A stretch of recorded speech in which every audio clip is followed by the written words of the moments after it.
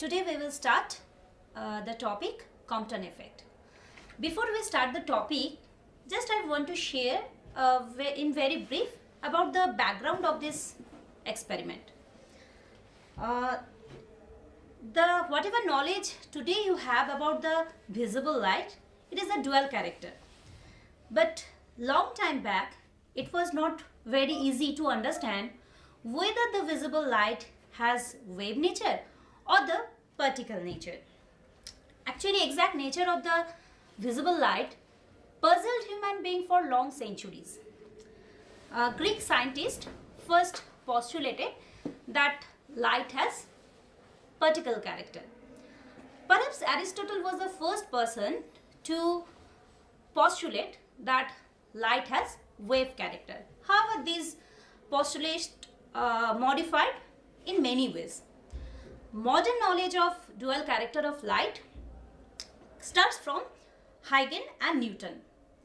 Huygens proposed that light has wave character as opposed to the corpuscular theory of Newton. Then Planck and Albert Einstein postulated that light has dual nature, that is, it has wave character as well as particle character. But first, Crompton effect was the experiment which obviously Crompton has done. The experiment was named after Arthur Crompton. He first established that light has particle character through his experiment. See, experimental setup I have drawn. Here there is an X-ray tube which emits a light of wavelength lambda. The light passes through collimating slits. It is incident on a graphite target material. What he did, he detect the scattered radiation through the angle theta. He observed that the scattered radiation has same wavelength and a longer wavelength. The intensity versus wavelength, when he plotted for different scattering angle, he observed that when theta is equal to 0, that means scattered radiation is along the direction of the incident radiation. He observed this intensity of the scattered radiation. When the angle increases from 0 to 45 to 90 and then onwards up to 180 degree, for 45 degree scattering angle, he got this value of delta lambda. Delta lambda means the lambda prime minus lambda, and then for 90 degree he obtained this value of delta lambda. Then first he tried to explain these results through classical electromagnetic theory. But see, classical electromagnetic theory cannot explain these results. See, because if it is a oscillating wave, it will have some frequency. Obviously there is a wavelength, means there is a frequency. So when it is incident on a target material, the scattered radiation should have same frequency as that of the incident. So, and another thing is that the radiation pressure should force the electron to scatter along the direction of the incident radiation. So the classical electromagnetic theory cannot explain this result. Then Crompton explained this on the basis of two conservation principles. He treated the X-ray radiation as a stream of photons, and these photons interacts with the atoms and electrons in this target material. He explained on the basis of two principles. One is, number one,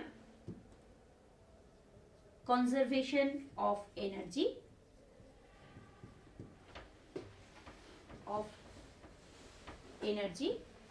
and number two, the conservation of momentum. Okay. Another thing is that he treated the particle as relativistic particle. So he used conservation of energy and conservation of momentum. And now we will see how he calculated his effect and how he explained this experimental phenomenon. So now we see here is a photon of energy h nu. It interacts with the electron which has rest mass energy m0 square, because before I said that these are the relativistic particle, so it will have rest mass energy, that is m0 square. And after the interaction, this is the direction of the photon having the energy as h nu prime, and this is the electron. Let it is moving with a velocity v. So after the interaction, its energy is mc square. So if we apply conservation of energy, we will get the energy before collision is energy after collision, because it is a head-on collision. So energy before collision is equal to energy after collision. So h nu plus m0 c square is equal to the energy after collision is h nu prime plus mc square. So if we just put the values, nu is equal to c by lambda, we will get this equation. And after rearranging this and taking common h, we will get h into 1 by lambda minus 1 by lambda prime equal to m0 c square 1 by square root 1 minus beta square minus 1, where beta I have taken as v by c. Then after applying conservation of momentum, see the photon has momentum h by lambda because its wavelength lambda, so its momentum is h by lambda according to de Broglie hypothesis. This electron is at rest. So obviously its momentum is mass into velocity is 0. And after scattering or after the head-on collision, the momentum of the scattered photon is h by lambda prime, and this is m into v, that is m0 by root over 1 minus v square by c square, where v by c I have taken as beta and v is equal to beta into c. So if I apply conservation of momentum, and as momentum is a vector quantity, so we should consider here the direction. Now if we apply conservation of momentum along x-axis, this is the direction of x-axis, let it is the direction of y-axis.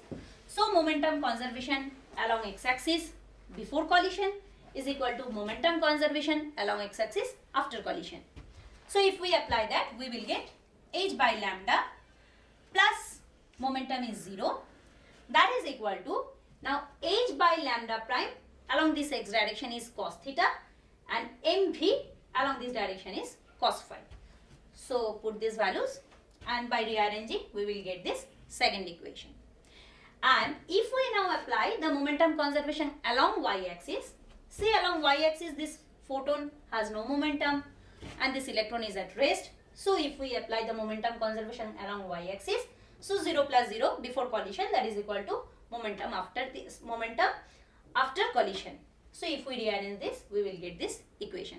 So we get three equations from which we will find what is the difference of this scattered radiation, wavelength of scattered radiation and wavelength of this incident radiation.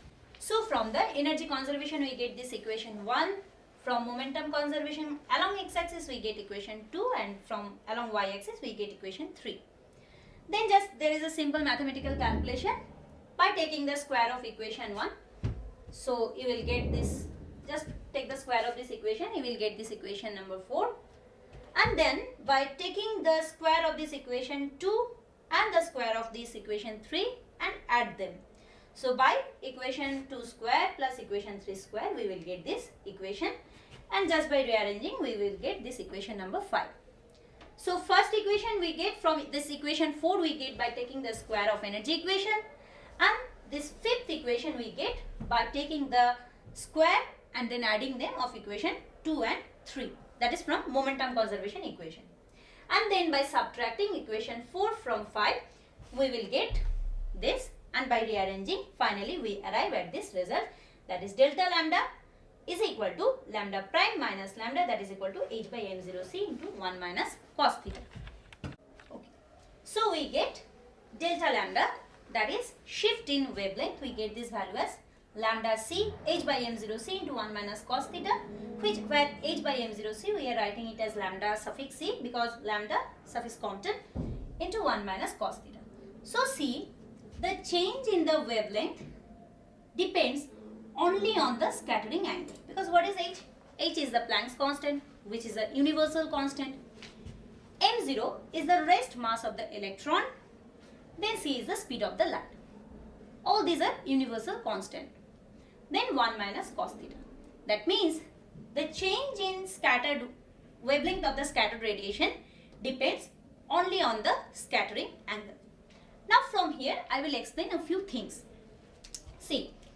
Now see, you are doing this same experiment with visible light. That means you are using a visible light that is also a stream of photon and that is incident on a target material. But now if you see, you will not see any Crompton effect. Why? Crompton did this experiment with X-ray photon. We know X-ray photon,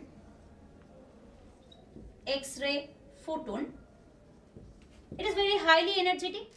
It has energy which is of the order of 10 kilo electron volt. Okay. Now, when we are using X-ray photon that has very high energy, then as a target material we are using graphite, which is basically a carbon, and this X-ray photon interacts with the atom as well as the electron. Now we can treat, and this electron has binding energy which is of the order of maybe 1 electron volt. So when this incident X-ray photon interacts with the free electron, that is valence electron in the target material, you see 10 kilo electron volt energy interacts with the electron which has 1 electron volt. So easily here we can assume that the electron here is a free. So actually Crompton effect is the head-on collision between a high energetic photon with a free electron. We can call this electron as free only when the energy of incident photon is very greater than the binding energy of the free electron.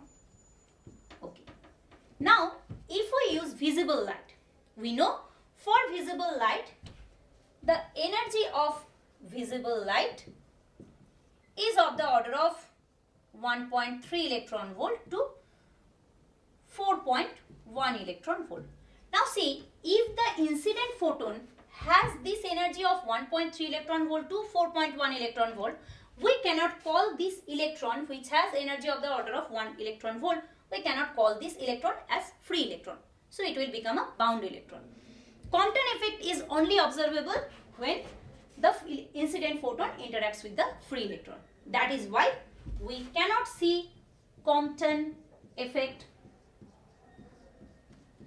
with visible light. This is not possible. Okay. So Crompton effect is possible when we are using very high energetic photon, maybe of X-ray, gamma ray, that interacts with the free electron. Now you may remember that when I draw the graph of intensity versus the wavelength, only for theta is equal to 0 we get delta lambda is equal to 0 for theta is equal to 0. This is very clear from here, because for theta is equal to 0, cos 0 is 1. So you will see from the calculation delta lambda is equal to obviously 0. Then when we draw the graph for other angle than theta is equal to 0, we observe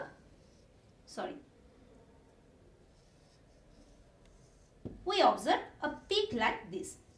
This is called delta lambda. Now I will explain what is the reason of this delta lambda. That means, what is delta lambda? Delta lambda is that one wavelength corresponds to the original incident beam, other have the wavelength which is higher than the original wavelength. Because see, delta lambda is, here we have taken delta lambda is equal to lambda prime minus lambda. That is wavelength of the scattered radiation minus the wavelength of the incident radiation. Now what is the reason of the increase in the wavelength? See, if we treat this photon as particle which has some energy, when it will make head-on collision with the electron, it will impart some of its energy. So when it will impart some of its energy to this electron, obviously its energy will decrease.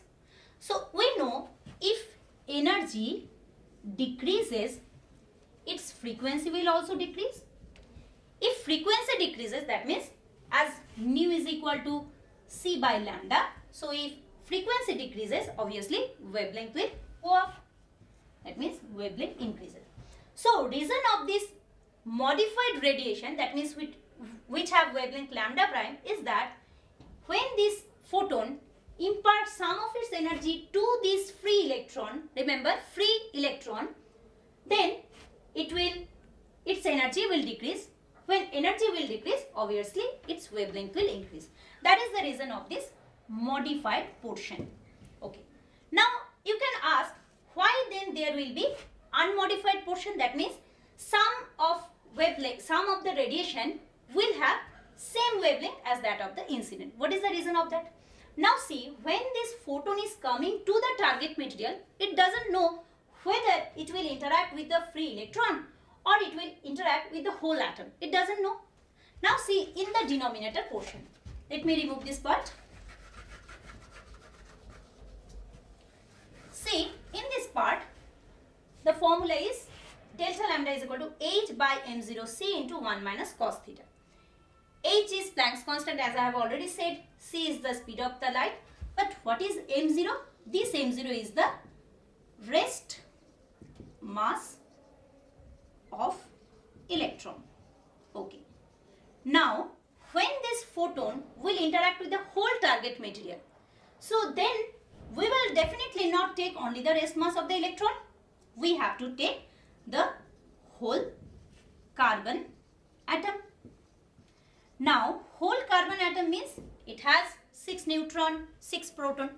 So, if we take the mass of the rest mass of the whole atom, you will see rest mass of whole atom is almost 22,000 times than the rest mass of the electron.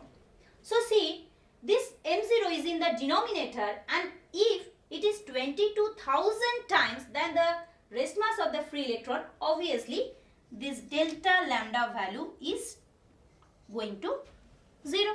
That means the change in the wavelength we cannot recognize, or this detector which is placed behind the target material cannot be recognized. So Crompton effect is visible with high energy X-ray photon, and Crompton effect is explained by the head-on collision of the photon with the free electron. The reason of the modified, the reason of this modified wavelength is the reason of the partial transfer of the energy of the photon to the electron. So the wavelength obviously increases, and when this photon interacts with the atom, whole atom, then this unmodified portion, then this unmodified wavelength portion will arise. This is the Crompton effect. Okay. Now if we want to find what is the scattering angle of this electron, to find that we will just use, these are the momentum conservation relation which we get when we have done the calculation of Crompton scattering. Okay, see, this was the equation by applying the momentum conservation along x-axis, and this is the equation when we apply momentum conservation along y-axis. This we have taken as x-axis, this we have taken as y-axis. So by taking the, let it is equation 1, it is equation 2. So by 2 by 1 we get sin phi by, because as this coefficient part of sin phi and cos phi are same, so they will cancel out when we will take 2 by 1. So sin phi by cos phi is tan phi, that is equal to, put the values. Okay. Then what we have done, I have taken common h by lambda prime. So if I, from the first term, if I take h by lambda prime common, obviously it will become lambda prime by lambda minus cos theta. And now we know delta lambda, that is equal to lambda prime minus lambda, that is change in Crompton wavelength, that is h by m0 c into 1 minus cos theta, where that is equal to lambda c 1 minus cos theta. This lambda c is called the Crompton shift. This lambda c is called Crompton shift. Okay. So we will get, obviously lambda prime is equal to lambda plus delta. See, lambda prime is equal to delta lambda plus lambda. So lambda plus delta lambda by lambda. Then I have taken common 1 minus cos theta. Then delta lambda by lambda. And delta lambda value is h by m0c into 1 minus cos theta. And then I have taken h by m0c lambda as alpha. So we will get sin theta is equal to sin theta by 1 minus cos theta into 1 plus alpha. That is tan phi is equal to this. This is the scattering angle of the electron. Again, if we want to evaluate the energy of the scattered electron. So from where it gets the energy? The difference in the energy of the incident photon. So energy of the scattered electron is incident energy of the photon, that is h nu, minus energy of the scattered photon, that is h nu prime. So nu is equal to c by lambda, nu prime c by lambda prime. Take c by ac by lambda as common, so we will get 1 minus lambda by lambda prime. Then just I have rearranged this. So lambda prime minus lambda, then lambda prime, and lambda prime minus lambda is delta lambda, that is equal to h by m0c into 1 minus cos theta. So I have substituted the value, and lambda prime as delta lambda plus lambda, that is lambda plus h by m0c into 1 minus cos theta. Then just I have rearranged this and I get the energy of this scattered electron. So in this way we have completed the topic Crompton effect. Thank you.